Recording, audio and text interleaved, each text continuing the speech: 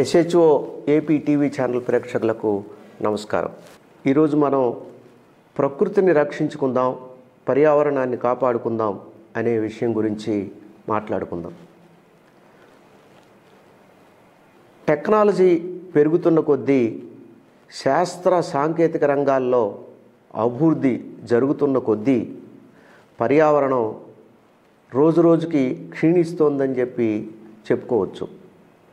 పర్యావరణం క్షీణిస్తుంది అని అంటే ప్రకృతి నాశనం అవుతోంది అని చెప్పి పరోక్షంగా మనం అర్థం చేసుకోవచ్చు. ప్రకృతి నాశనం అవటానికి కారణం ఏమిటి, ఎవరు అని చెప్పి మనం అనుకుంటే ప్రకృతి పాడవటానికి, నాశనం అవటానికి మనిషే కారణం అని చెప్పి నిర్ధారణ అయింది. ముఖ్యంగా ఈ విశ్వంలో పంచభూతాలతోటి ఏర్పడినటువంటి ఈ ప్రకృతి, పంచభూతాలంటే భూమి, అగ్ని, గాలి, నీరు, వాయువు, ఈ ఐదింటి కలయికతోటి ఏర్పడినటువంటి ఈ ప్రకృతిని మానవుడు ప్రకృతిలో లభిస్తున్నటువంటి సహజ వనరుల్ని మితంగా వాడుకుని తన అవసరాలను తీర్చుకోవాలే తప్ప తన అత్యాశకు పోయి ప్రకృతిని నాశనం చేయాలనేటువంటి దృక్పథంతో, ఆలోచనతో ప్రకృతికి విఘాతం కలిగిస్తున్నటువంటి సందర్భాలు రోజురోజుకి ప్రపంచవ్యాప్తంగా మనకు కనిపిస్తూ ఉన్నాయి.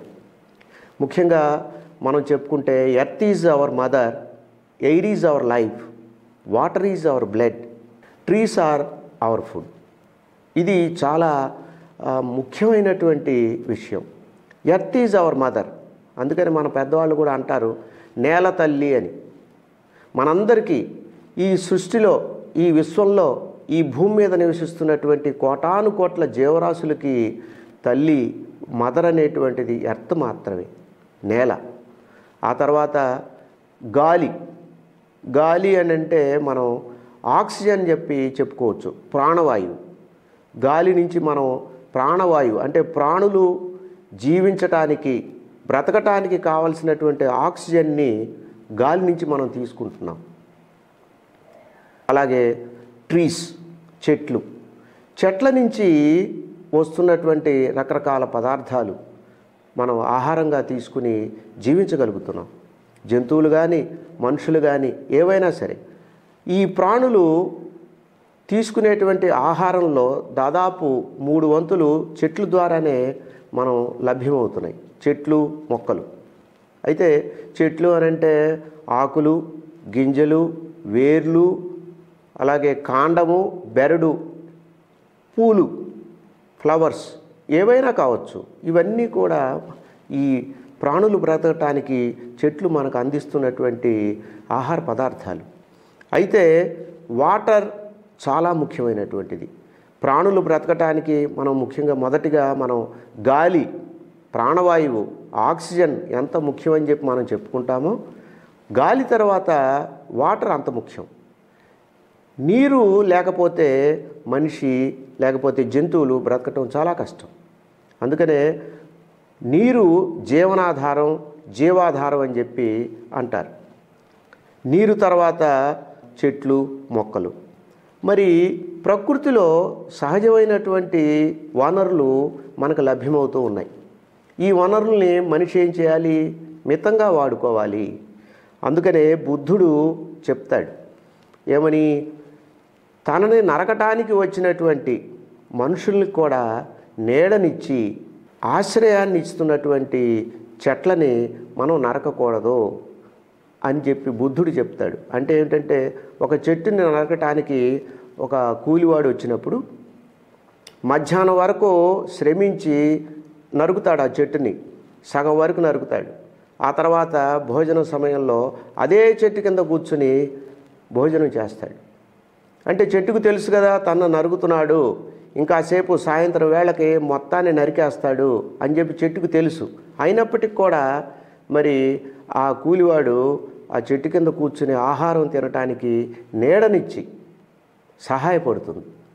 అంటే తనకు హాని చేస్తున్నాడని చెప్పి తెలిసి కూడా చెట్టు ఆ కూలివాడికి సహాయపడుతుంది అనేటువంటిది ఇక్కడ బుద్ధుడు చెప్తున్నటువంటి ఒక మంచి మెసేజ్.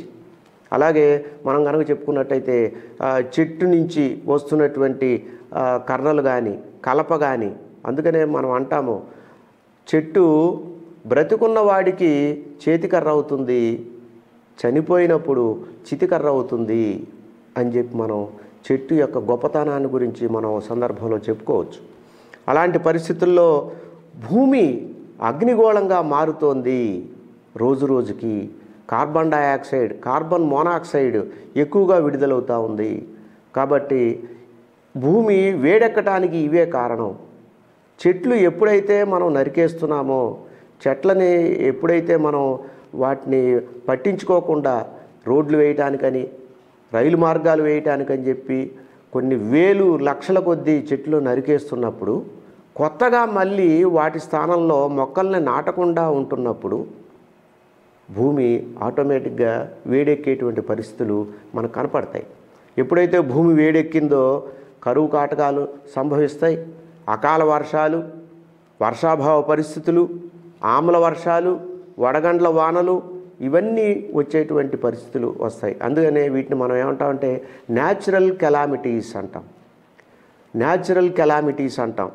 2050 నాటికి దాదాపు ప్రపంచం మొత్తం మీద 40% మందికి డ్రింకింగ్ వాటర్ అందదు, త్రాగునీటికి కటకట ఏర్పడేటువంటి పరిస్థితి వస్తుంది అని చెప్పి పర్యావరణ శాస్త్రవేత్తలు అధ్యయనం చేస్తున్నారు. 2040 సంవత్సరానికి ప్రపంచంలో 40% మందికి త్రాగునీరు దొరకదు అని చెప్పి వాళ్ళు మనకి చెప్తున్నారు. అలాగే 2080 నాటికి ఈ భూమి మీద చాలా జంతువులు అదృశ్యమయ్యేటువంటి ప్రమాదం ఉంది. అదృశ్యం అవటం అంటే నశించిపోవటం అనేటువంటిది ఉంది అని చెప్పి శాస్త్రవేత్తలు అంచనా వేస్తున్నారు. కారణం ఏమిటి? ఈ పరిస్థితులు భూమి వేడెక్కటం కానీ, చెట్లు లేకపోవటం కానీ, అడవులు నశించిపోవటం కానీ, ఈ కారణాలన్నిటి వల్ల ఈ జీవరాశులు నశించిపోయే ప్రమాదం ఉంది. మనం ఉదాహరణగా తీసుకున్నట్లయితే దూడబోతులు అంటాం, రాబందులు. అవి గతంలో 30-40 ఏళ్ల క్రితం తీసుకున్నట్టయితే ఈ భూమి మీద లక్షల సంఖ్యలో ఉన్నటువంటి రాబందులు ఇవాళ కేవలం వందల సంఖ్యలోకి వచ్చింది. కారణం ఏమిటి అనంటే వాతావరణ పరిస్థితులు. వాతావరణ పరిస్థితులు ఎందుకు మారుతున్నాయి? మనిషి చేస్తున్నటువంటి తప్పిదాల వల్ల, మనిషి ప్రకృతికి కలిగిస్తున్నటువంటి ఇబ్బందుల వల్ల, ప్రకృతిని నాశనం చేస్తున్నటువంటి పద్ధతుల వల్ల ఈ వాతావరణ పరిస్థితులు వస్తున్నాయని చెప్పి మనం చెప్పుకోవచ్చు. అలాగే కార్చిచ్చు అంటున్నాం.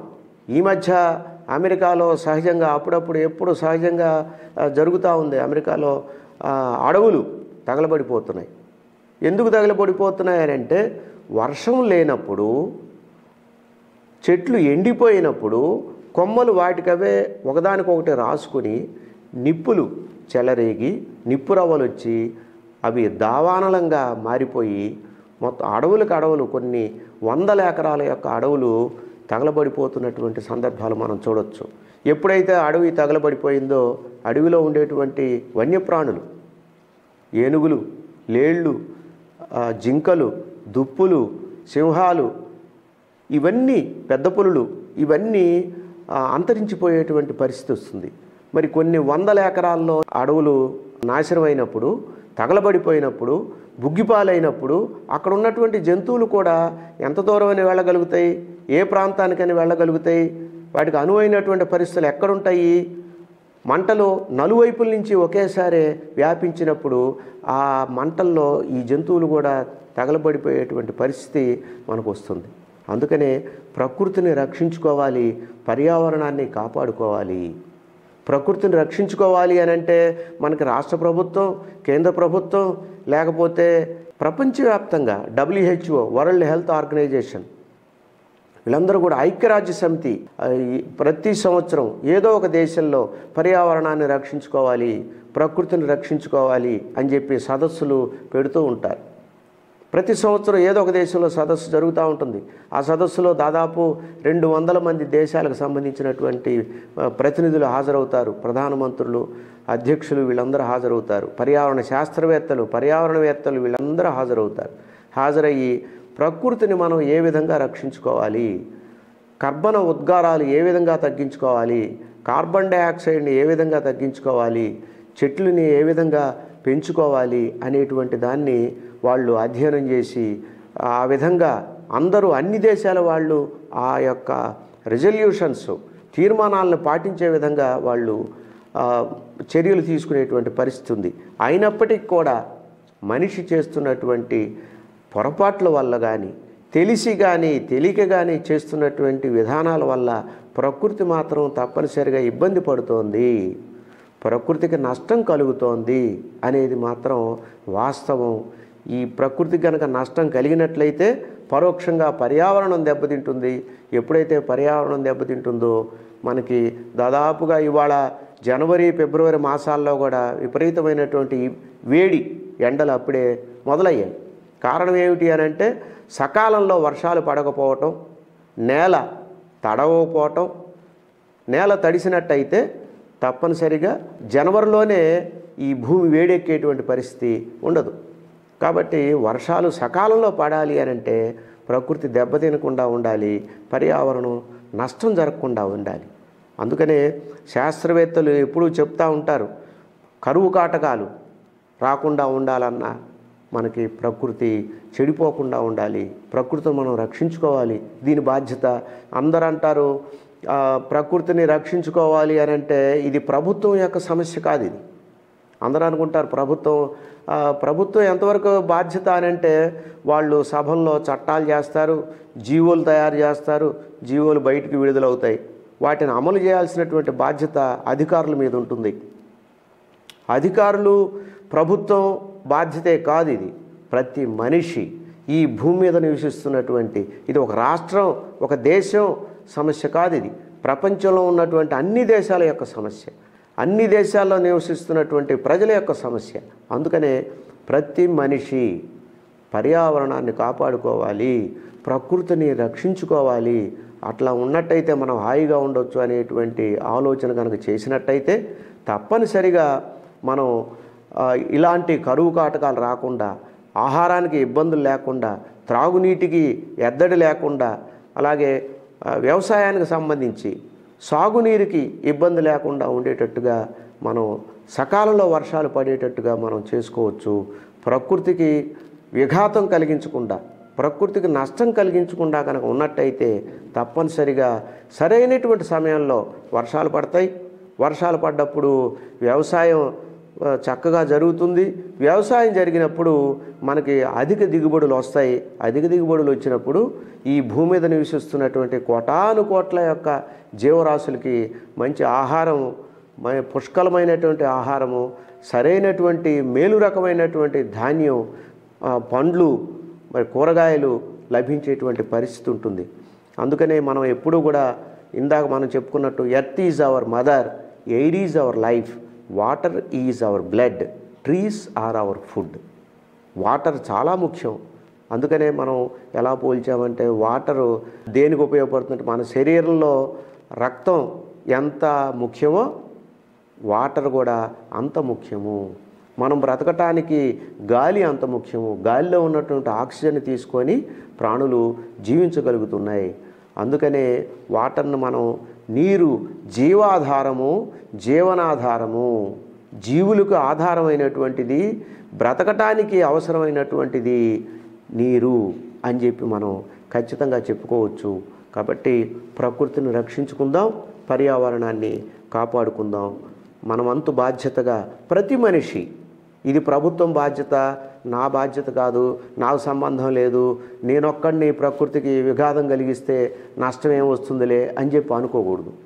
ప్రతి మనిషి ప్రకృతిని ఇబ్బంది పడకుండా, ప్రకృతి చెడిపోకుండా మనం ఎలా చూడాలనేటువంటిది విద్యార్థి దశ నుంచే పెద్దవాడయ్యేంతవరకు పెద్దవాళ్ళు, విద్యార్థులు, మహిళలు, విద్యార్థులు అందరూ ప్రతి ఒక్కళ్ళు కూడా చదువుకున్నటువంటి వాడు, చదువుకోనటువంటి వాడు, ఎవరైనా సరే చదువుకున్నవాడి యొక్క బాధ్యతే కాదు, చదువు లేనివాడు కూడా, నిరక్షరాస్యుని యొక్క బాధ్యత కూడా ప్రకృతిని కాపాడుకోవాల్సినటువంటి అవసరం ఉంది అని చెప్పి మనం వాళ్ళ ఖచ్చితంగా చెప్పుకోవచ్చు.